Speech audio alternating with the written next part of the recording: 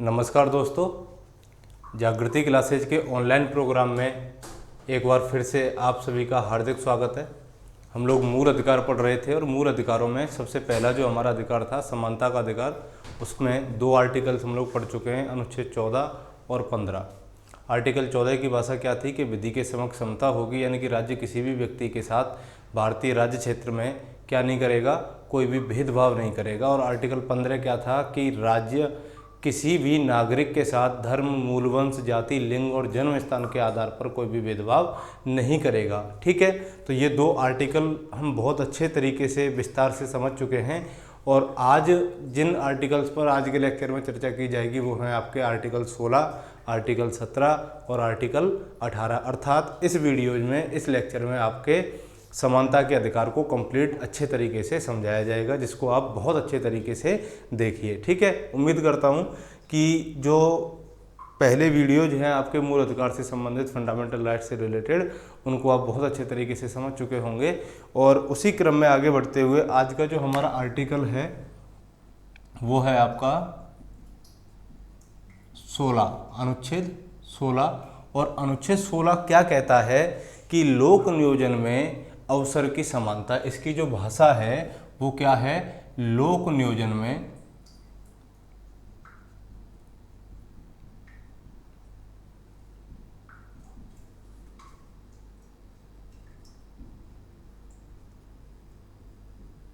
अवसर की समता।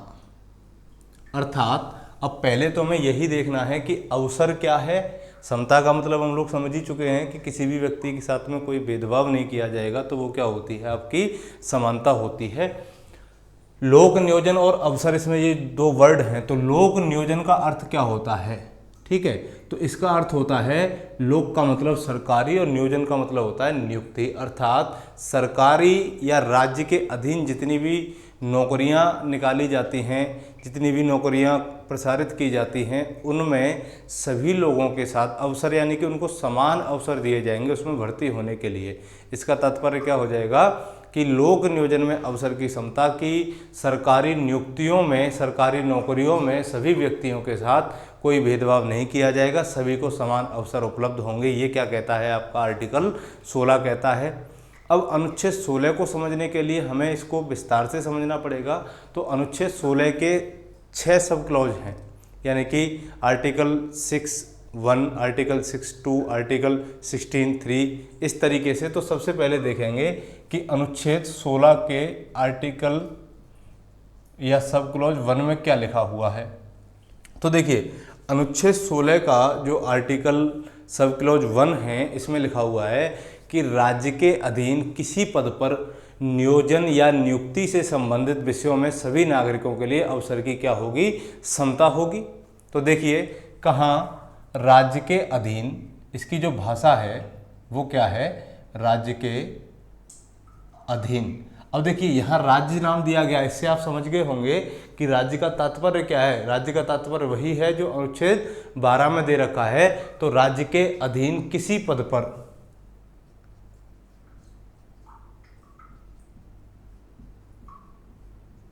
नियोजन या नियुक्ति, एक ही बात है, नियोजन या नियुक्ति से संबंधित विषयों,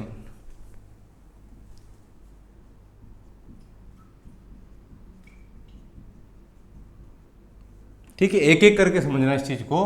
नियुक्ति से संबंधित विषयों में, किसमें, नियुक्ति से संबंधित विषयों में सभी नागरिकों के लिए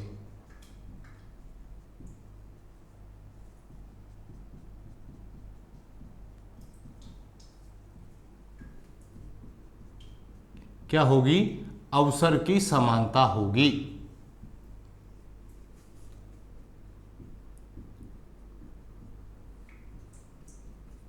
ठीक है, तो इसकी आसान सी भाषा है, इसको पढ़ने से ही आप लोग समझ जाओगे।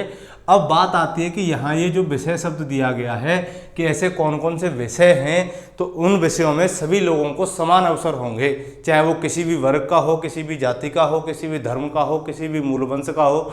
ठीक है, उसका वंशक्रम क्या है, उसका निवास स्थान क्या है, इस चीज़ से कोई फर्क नहीं पड़ता। ठीक है, बात समझ में आ रही है यहाँ तक कि राज्य के अधीन अर्थात राज्य सरकार के अधीन जितनी भी नौकरियां निकलती हैं, जितनी भी नियुक्तियां होती हैं, उन सभी नियुक्तियों में देश के सभी नागरिकों के साथ में क्या किया जाएगा, समान व्यवहार किया जाएगा, उनके साथ में कोई भी भेदभाव नहीं किया जाएगा। ये क्या कहता है आपका आर्टिकल 16 का सब क्लॉज 1 कहता है। और वो विषय ऐसे कौन कौन से होंगे, जैसे प्रारंभिक नियुक्ति, अगर किसी व्यक्ति की प्रारंभिक नियुक्ति हो रही है तो वो क्या हो गया, इसमें अवसर की समानता होगी सभी लोगों के लिए। चाहे प्रमोशन हो, जिसे हम पदोन्नति कहते हैं, पदोन्नति में चाहे ग्रेच्युटी हो, इसमें अवसर की समता होगी। वेतन हो, इसमें भी कोई भेदभाव नहीं किया जाएगा किसी भी व्यक्ति के साथ में, ठीक है। किसी को पेंशन देनी हो, तो ये जो विषय हैं, इन विषयों में सभी लोगों को क्या होगी, अवसर की समता होगी, अर्थात उनके साथ में कोई भी भेदभाव नहीं किया जाएगा। इसके बाद में एक और हमारा आर्टिकल आता है, आर्टिकल 16 का सब क्लॉज 2, ठीक है। अब उसको समझिए, इन सब की भाषा को एक एक करके समझ जाओगे तो आर्टिकल 16 बहुत अच्छे से समझ में आएगा। आर्टिकल 16 का सब क्लॉज 2, इसकी भाषा थोड़ी सी अलग है। ये कहता है कि राज्य किसी नागरिक के साथ, कौन, अब ये राज्य के लिए निर्देश हो गया कि राज्य किसी नागरिक के साथ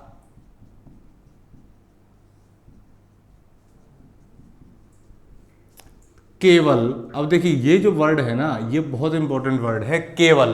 केवल का मतलब है कि इसमें कुछ आधार बना दिए, तो उसमें क्या क्या दिए, देखिए, केवल धर्म, मूल वंश, जाति, लिंग, जन्म स्थान,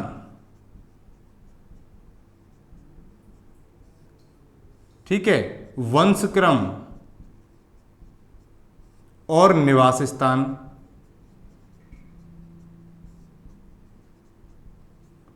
के आधार पर भेदभाव नहीं करेगा। अब देखिए ये सिर्फ कहाँ है कि राज्य के अधीन जितनी भी नौकरियां, नियुक्तियां निकलेंगी, उन सभी में किसी भी व्यक्ति के साथ इन आधारों पर कोई भी भेदभाव नहीं किया जाएगा। ये कौन कहता है, आर्टिकल 16 का सब क्लॉज 2 कहता है। लेकिन अब बात आती है कि ये जो आर्टिकल 16 की जो बातें हैं, इसकी जो रूपरेखा है, ये कहाँ पर लागू होती है, तो इसको याद रखना कि यह केवल राज्य के अधीन सरकारी नौकरियों में निकलने वाली नौकरियों में लागू होता है, न कि निजी क्षेत्र में निकलने वाली नौकरियों में। इसको एक एग्जाम्पल की मदद से समझते हैं, तो यहाँ ध्यान रखना, मैं यहाँ लिख देता हूँ, केवल कहाँ लागू होगा, राज्य के अधीन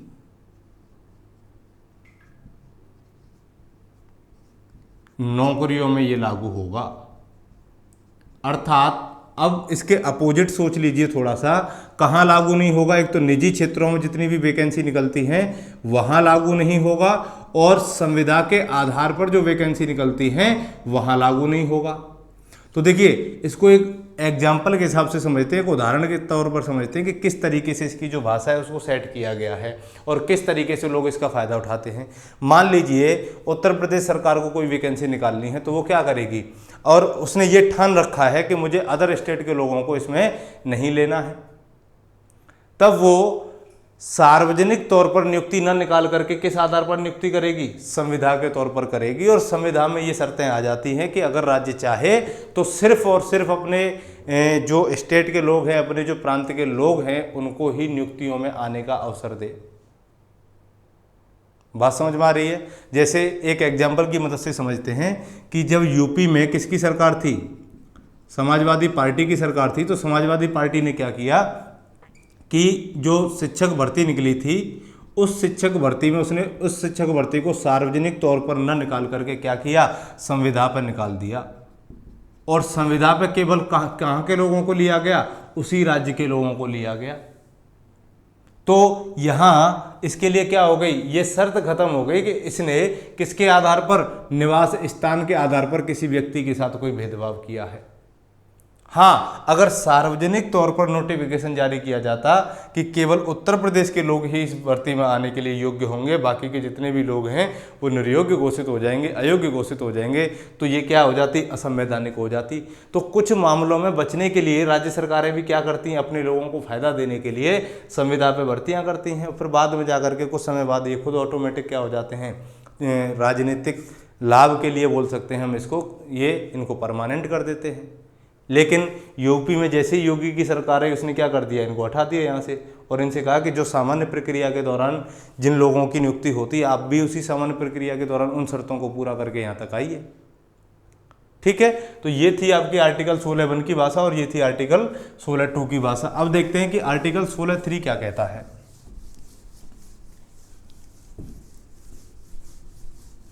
अनुच्छेद 16(3) क्या कहता है।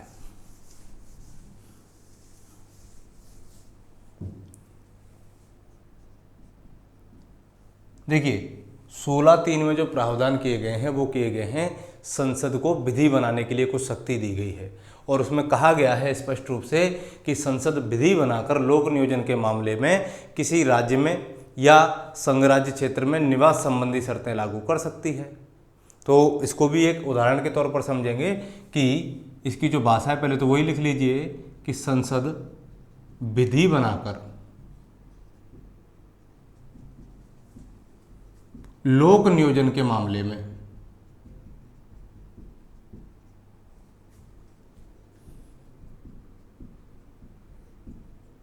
किसमें, लोक नियोजन के मामले में किसी राज्य या संघ राज्य क्षेत्र में, किसी राज्य या यूटीज बोलते हैं संघ राज्य क्षेत्र को, संघ राज्य क्षेत्र में क्या कर सकती है, निवास संबंधी शर्तें लागू कर सकती है। ये युक्ति युक्त निर्बंधन हो गया आर्टिकल 16 पर।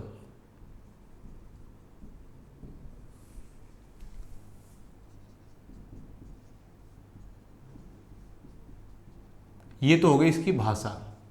अब देखिए ये किसको अधिकार दिया गया, संसद को ये अधिकार दिया गया है कि अगर संसद चाहे तो कोई ऐसा कानून पारित कर दे जिससे किसी भी राज्य में निवास संबंधी शर्तों को लागू कर दे। और इस आधार पर संसद ने क्या किया, 1957 में एक एक्ट पारित किया, और उस एक्ट का क्या नाम था, लोक नियोजन निवास संबंधी अपेक्षाएं अधिनियम 1957। तो इस आधार पर क्या किया गया, एक एक्ट पारित किया गया, कौन सा, लोक नियोजन, ठीक है, लोक नियोजन निवास संबंधी अपेक्षाएं।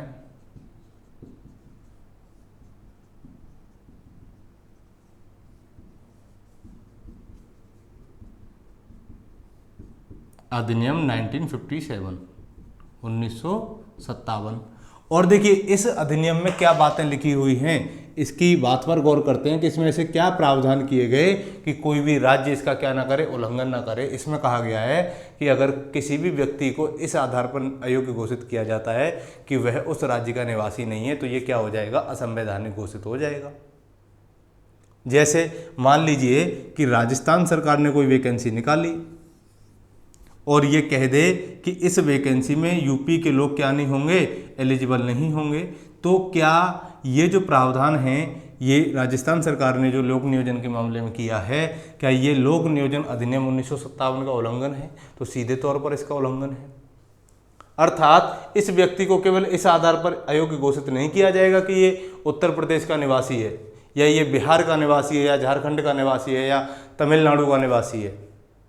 अर्थात यहाँ क्या हो गया कि राज्य ने, अर्थात देश ने, संघ ने क्या बना दिया कि लोक नियोजन के मामले में किसी भी व्यक्ति को इस आधार पर अयोग्य घोषित नहीं किया जाएगा कि वह किसी राज्य विशेष का निवासी नहीं है। अगर ये कह दे कि नहीं, सार्वजनिक तौर पर अगर वैकेंसी निकाली है, जैसे उत्तर प्रदेश में संविदा पर वैकेंसी निकाली, तो संविदा के मामलों में आर्टिकल ये लागू नहीं होगा। लेकिन लागू कहाँ हो रहा है, राज्य के अधीन निकली हुई वैकेंसियों पर, नियुक्तियों पर।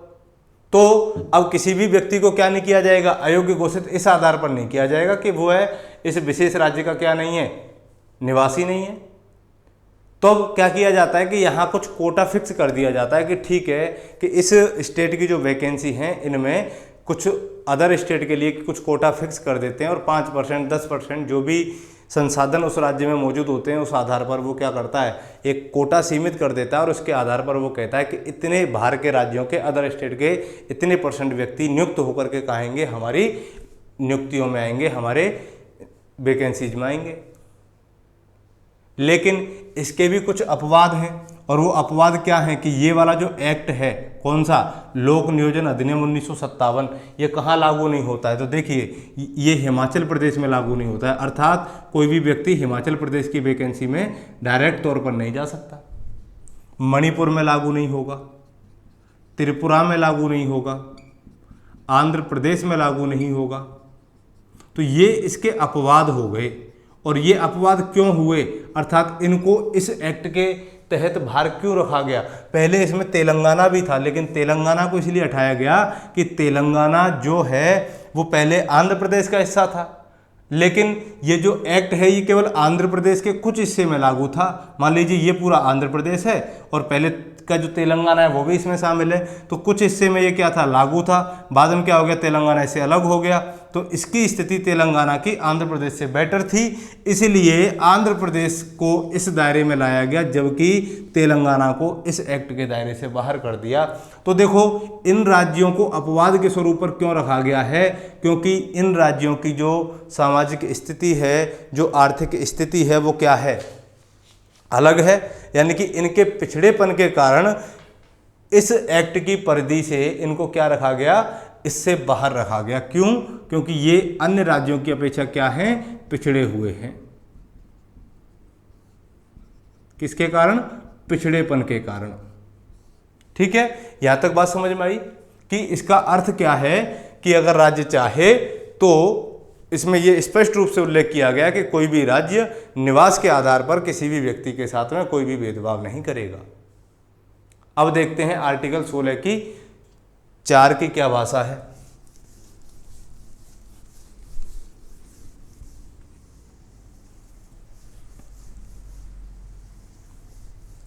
देखिए, आर्टिकल 16(4) क्या कहता है?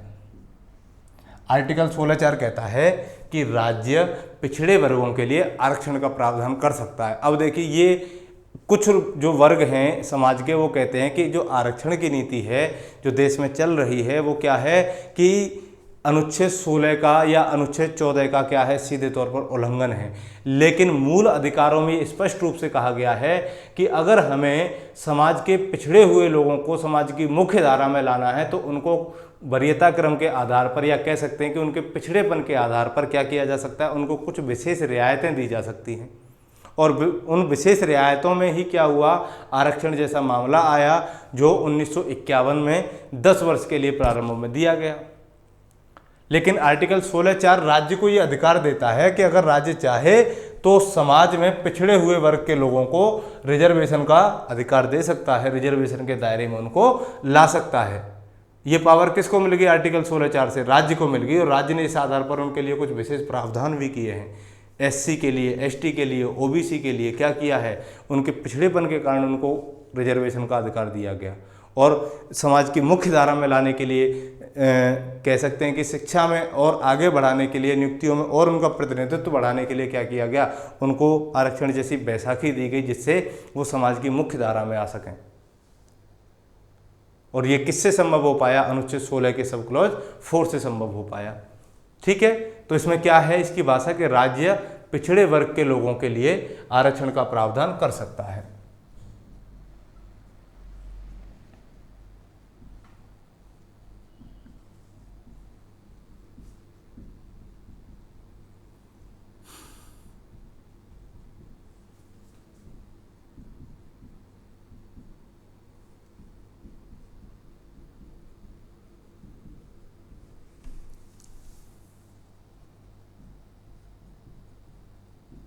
लेकिन ये प्रावधान कब करेगा, उसके लिए कुछ शर्तें भी इस आर्टिकल के तहत बनी कि ऐसी कौन कौन सी शर्तें होंगी कि जिनके आधार पर राज्य क्या करेगा, उनके लिए रिजर्वेशन का प्रावधान करेगा। तो इसके लिए पहली शर्त तो ये हुई कि वो वर्ग क्या हो, रियली पिछड़ा हुआ हो। तो पहली शर्त क्या हो गई, वर्ग पिछड़ा हुआ होना चाहिए।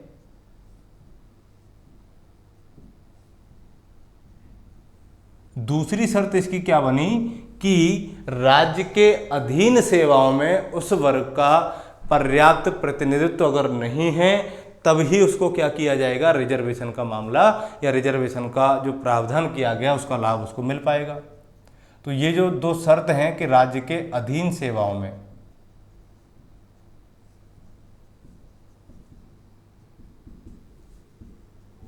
पर्याप्त प्रतिनिधित्व ना हो।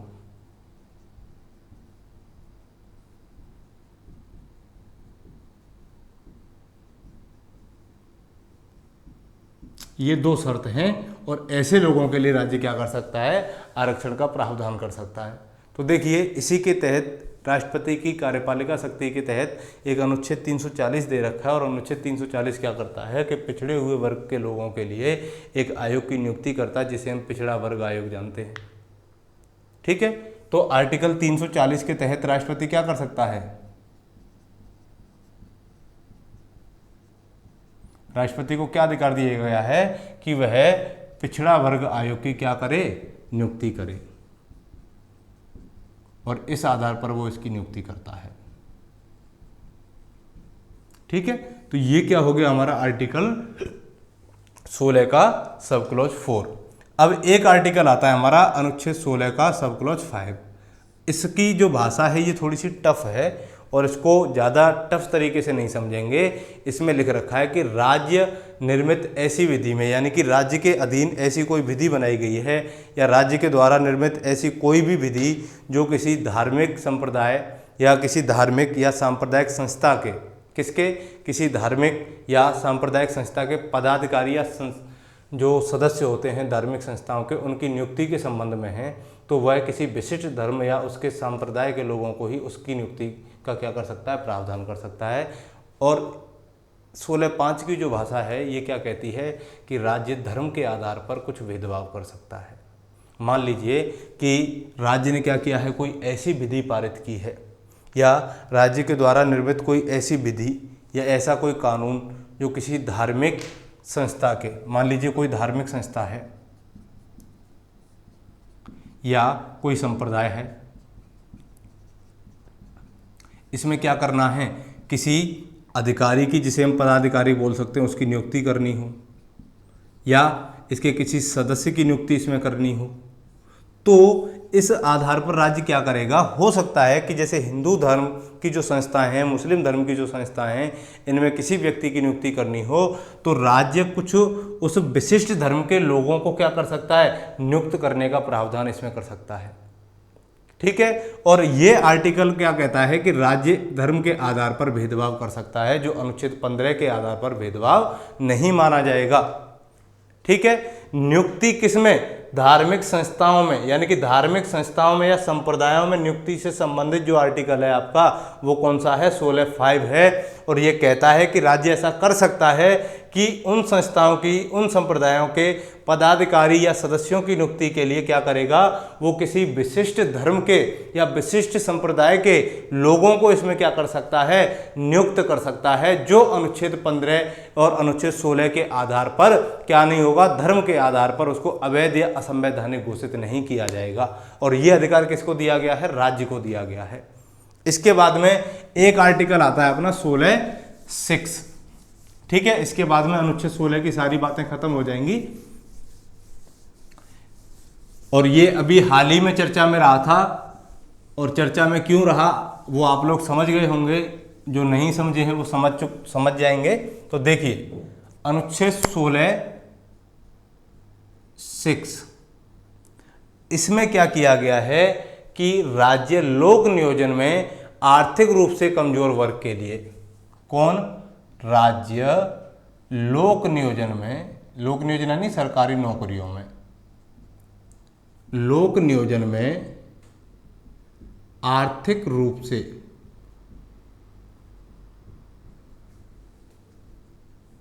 कमजोर वर्गों के लिए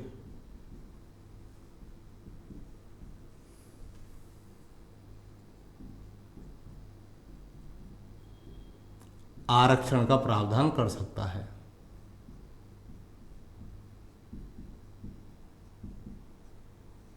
ठीक है, देखिए इकोनॉमिकल वीकर सेक्शन अर्थात ईडब्ल्यूएस के लिए, किसके लिए, ईडब्ल्यूएस के लिए, यानी कि सामान्य वर्ग के जो आर्थिक रूप से कमजोर लोग हैं उनके लिए राज्य क्या करेगा, रिजर्वेशन का प्रावधान कर सकता है।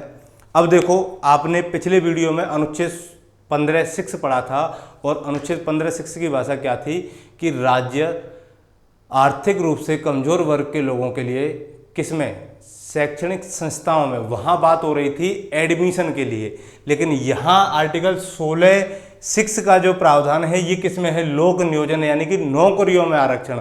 और अनुच्छेद 15(6) क्या कहता है कि आपको एडमिशन के लिए रिजर्वेशन जो दिया जाएगा वो अनुच्छेद 15(6) के अंतर्गत मिलेगा, और नौकरियों में जो रिजर्वेशन मिलेगा वो आर्टिकल 16(6) के तहत मिलेगा। तो इतना सा अंतर है दोनों में, और दोनों ही आर्टिकल्स को किसके तहत जोड़ा गया, संसद में एक बिल पारित किया गया, अनुच्छेद 124वां संविधान संशोधन विधेयक, कॉन्स्टिट्यूशन अमेंडमेंट बिल। और ये जब एक्ट बना तो एक्ट कौन सा बन गया, 103 कॉन्स्टिट्यूशन अमेंडमेंट एक्ट, ठीक है। और इसके तहत इसको संविधान में क्या किया गया, अंतः स्थापित किया गया। ये मूल संविधान में शामिल नहीं था, इसको बाद में इसके तहत अंतः स्थापित किया गया, और आर्थिक रूप से कमजोर वर्ग के लोगों के लिए रिजर्वेशन का प्रावधान किया गया। और इसमें यह कहा गया कि आर्थिक रूप से जो कमजोर वर्ग के लोग हैं उनको जो रिजर्वेशन होगा वो 10% से अधिक नहीं होगा, अर्थात 10% तक रिजर्वेशन का प्रावधान किसके लिए किया गया, EWS के लिए। किस आर्टिकल के तहत किया गया, 16(6) के तहत किया गया। तो ये तो हो गया हमारा अनुच्छेद 16। अब बात करते हैं अनुच्छेद 17 की, ठीक है। समझ में आ गया होगा अब सारे लोगों के लिए अनुच्छेद 16 क्या है और इसके सब क्लॉजों की अलग अलग डेफिनेशंस क्या है, ठीक। अब देखो अनुच्छेद 17 क्या कहता है। अनुच्छेद 17 सबसे इंपॉर्टेंट है, कई बार पूछा भी गया है ये, और इसकी भाषा क्या है, ये कहता है अस्पृश्यता का अंत, अबोलिशन ऑफ अनटचेबिलिटी।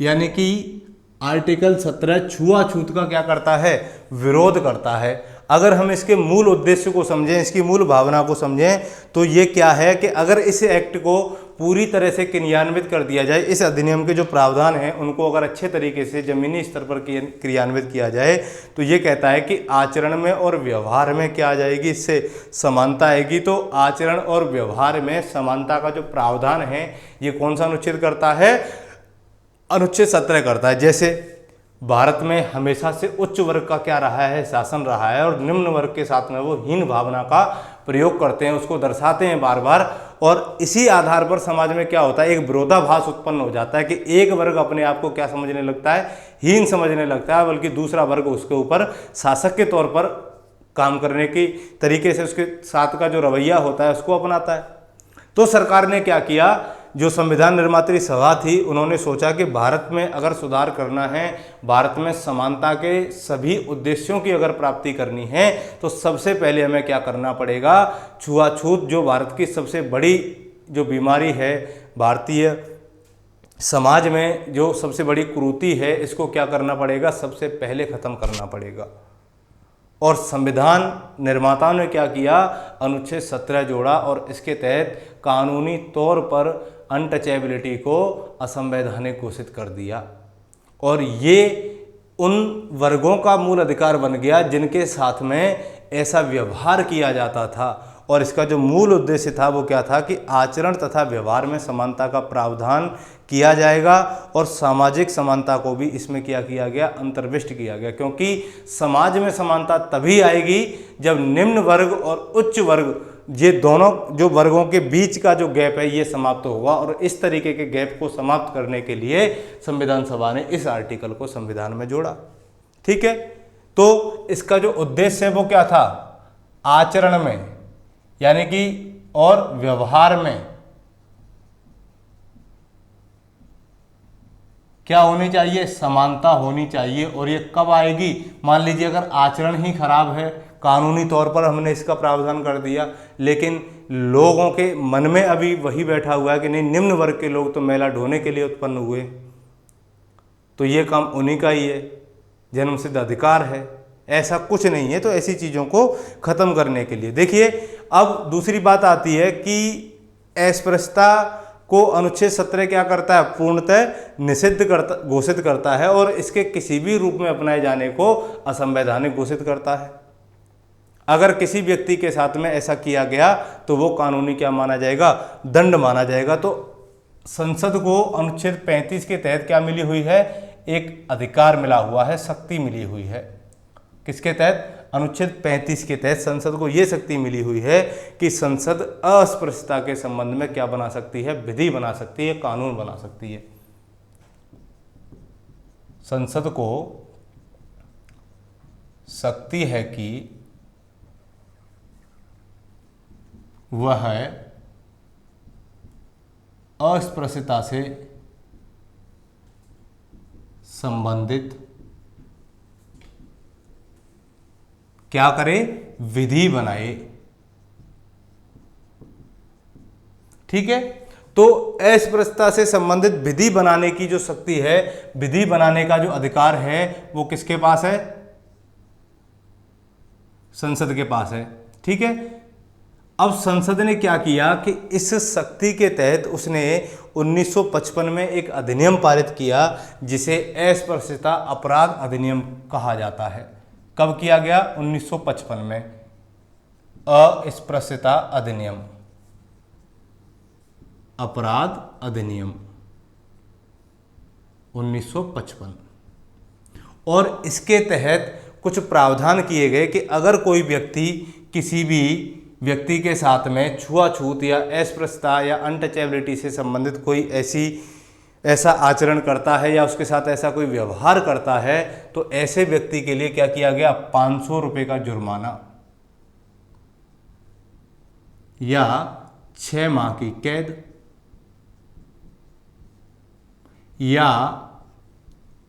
दोनों, यानी कि उससे 500 रुपये आर्थिक दंड के रूप में लिए जाएंगे और शारीरिक दंड के तौर पर उसको क्या किया जाएगा? 6 माह की कैद की सजा सुनाई जा सकती है। और यह प्रावधान किस अधिनियम में किया गया? अस्पृश्यता अपराध अधिनियम में किया गया। आगे चल करके क्या हुआ कि 1976 में इस अधिनियम में संशोधन किया गया। क्या किया गया? इस अधिनियम में संशोधन किया गया और इस अधिनियम का नाम परिवर्तित करके क्या किया गया? नाम परिवर्तित किया गया और नाम परिवर्तित करके इस एक्ट का नाम क्या हो गया? इसका नाम हो गया सिविल अधिकार संरक्षण अधिनियम। क्या हो गया? सिविल अधिकार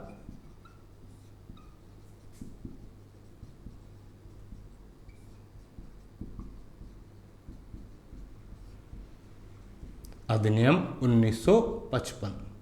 यानी कि ये 55 में पारित हुआ था, केवल नाम परिवर्तित किया गया है। और ये याद रखना, ये एग्जाम में आ सकता है कि बताइए अस्पृश्यता अपराध अधिनियम में संशोधन कब किया गया? तो 1976 में किया गया और इसका नाम परिवर्तित करके क्या रख दिया गया? सिविल अधिकार संरक्षण अधिनियम 1955।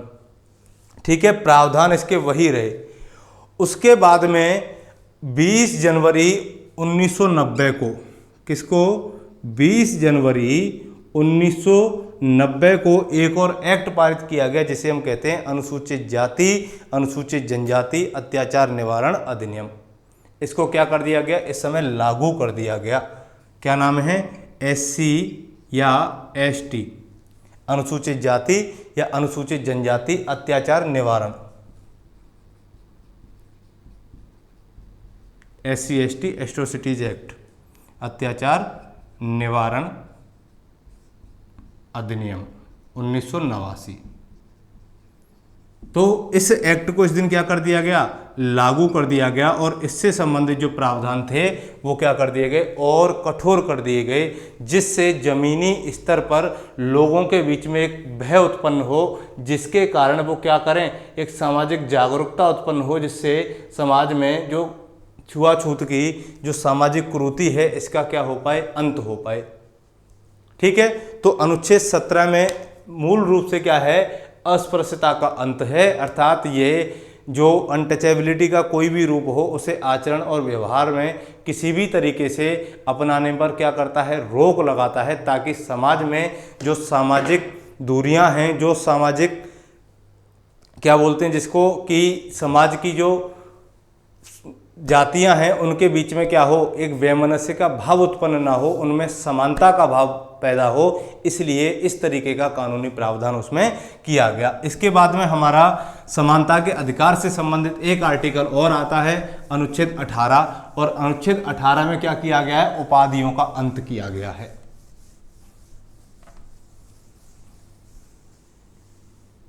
Abolition of title. क्या किया गया है? उपाधियों का अंत। देखते हैं क्या क्या उपाधियां हैं। अनुच्छेद 18 और इसकी भाषा क्या है? उपाधियों का अंत। ठीक है, तो देखिए इसके 4 सब क्लॉज हैं और 4 सब क्लॉज कौन कौन से हैं? तो इसमें पहला तो लिखा हुआ है 18(1) में क्या लिखा है कि राज्य सेना और शिक्षा या विद्या संबंधी सम्मान के अलावा कोई अन्य उपाधि प्रदान नहीं करेगा। तो इसके चारों सब क्लॉज को एक एक करके समझ लेते हैं। 18(1) राज्य सेना व विद्या संबंधी सम्मान के अलावा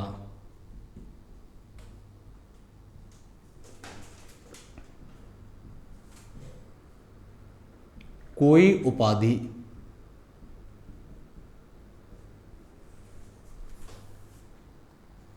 प्रदान नहीं करेगा।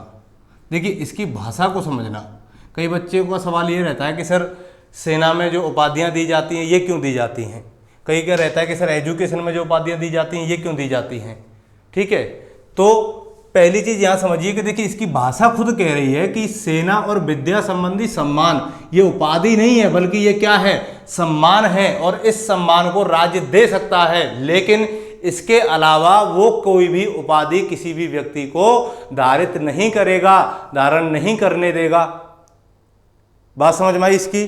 दूसरी जो भाषा है इसकी, अनुच्छेद 18 का सब क्लॉज 2, ये क्या कहता है? ये कहता है कि भारतीय नागरिक विदेशी राज्य से उपाधि नहीं ले सकता। क्या कहता है? कि भारतीय नागरिक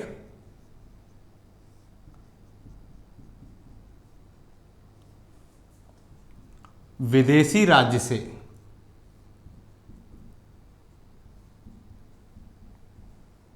उपाधि नहीं ले सकता। ठीक है, इसके अलावा एक और आर्टिकल आता है, आर्टिकल 16 का सब क्लॉज 3, और यह कहता है कि ऐसे व्यक्ति जो भारत में विश्वास या लाभ का पद धारण करते हैं, ऐसा व्यक्ति राष्ट्रपति की सहमति पर ही क्या करेगा? किसी विदेशी राज्य से उपाधि धारित कर सकता है, अन्यथा नहीं कर सकता। यानी कि ऐसे विदेशी व्यक्ति, कैसे? ऐसे विदेशी व्यक्ति जो भारत में विश्वास या लाभ का पद धारण करते हैं, लाभ का पद धारण करते हैं, वे व्यक्ति राष्ट्रपति की सहमति के बिना, किसके बिना? राष्ट्रपति की सहमति के बिना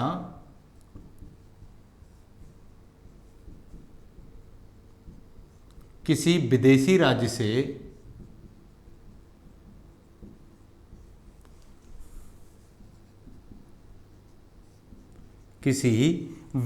राज्य से उपाधि ग्रहण नहीं करेगा।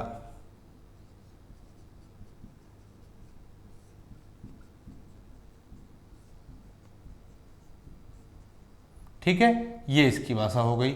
लेकिन इसमें क्या है? देखिए आर्टिकल 18 का भाग 2 सिर्फ भारतीय नागरिकों के ऊपर लागू हो रहा है, ये राज्य के ऊपर है कि आर्टिकल 18 किसके लिए है? राज्य के लिए। ये किसके लिए है? भारतीय नागरिकों के लिए। ये ऐसे विदेशी व्यक्ति जो भारत में क्या कर रहे हैं? लाभ के पद पर काम कर रहे हैं, विश्वास के पद पर काम कर रहे हैं, उनके लिए है। लेकिन इसमें किसकी सहमति आवश्यक होती है?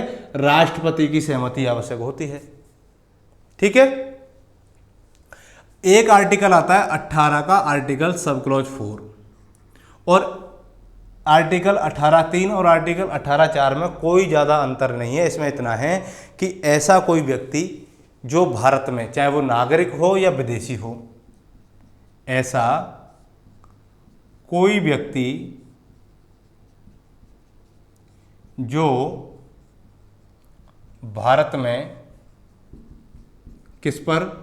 विश्वास या लाभ के पद पर, किस पर विश्वास या लाभ के पद पर है, वो किसी विदेशी राज्य से,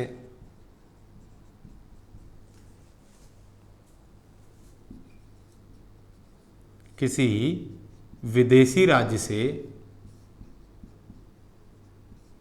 अब देखो, इसमें तो केवल उपाधियों की बात की गई थी, इसमें भेंट की बात है, उपलब्धि की बात है, कोई पद की बात है, वो राष्ट्रपति की अनुमति के बिना ग्रहण नहीं करेगा। राज्य से भेंट, उपलब्धि, ठीक है, उपहार हो गया, ठीक, और पद हो गया, पद राष्ट्रपति की सहमति के बिना,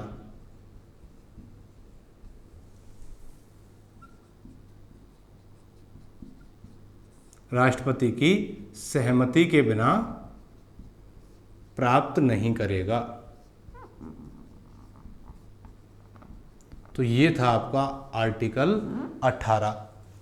अब देखिए, यहाँ पर एक बात याद रखना कि जो अनुच्छेद 18 है ये आदेशात्मक नहीं है बल्कि निर्देशात्मक है, अर्थात इसके तहत केवल निर्देश दिए गए हैं। अगर कोई व्यक्ति इनका उल्लंघन करता है तो उसके लिए किसी भी दंड का प्रावधान नहीं है, ठीक है। अब एक मामला आता है, सुप्रीम कोर्ट ने एक निर्णय दिया था, एक केस आया था बालाजी राघवन बनाम भारत संघ केस 1996 में, और उस निर्णय में भारत जो सर्वोच्च न्यायालय है उसने क्या कहा कि जो भारत रत्न हैं, पद्म भूषण हैं, पद्म श्री है, पद्म विभूषण हैं, ये जो पुरस्कार हैं ये क्या हैं, उपाधि नहीं है, ये पुरस्कार हैं। लेकिन पुरस्कार होते हुए भी कोई भी व्यक्ति इनको अपने नाम के आगे या पीछे उपसर्ग और प्रत्यय के आधार पर इनको अपने नाम के आगे पीछे नहीं लगा सकता, अर्थात इनके जो पुरस्कारों के नाम हैं इनको व्यक्ति के नाम के आगे लगाने पर क्या की गई, सर्वोच्च न्यायालय के द्वारा मनाही की गई। और ये मनाही कब की गई, 1996 में, 1996 में, ठीक है। तो ये था समानता का अधिकार। इसके बाद में अगले वीडियो में हम लोग देखेंगे स्वतंत्रता के अधिकार के बारे में उल्लेख करेंगे, अनुच्छेद 19 से 22 तक। तब तक आप घर पर रहिए, मस्त रहिए। थैंक यू, धन्यवाद।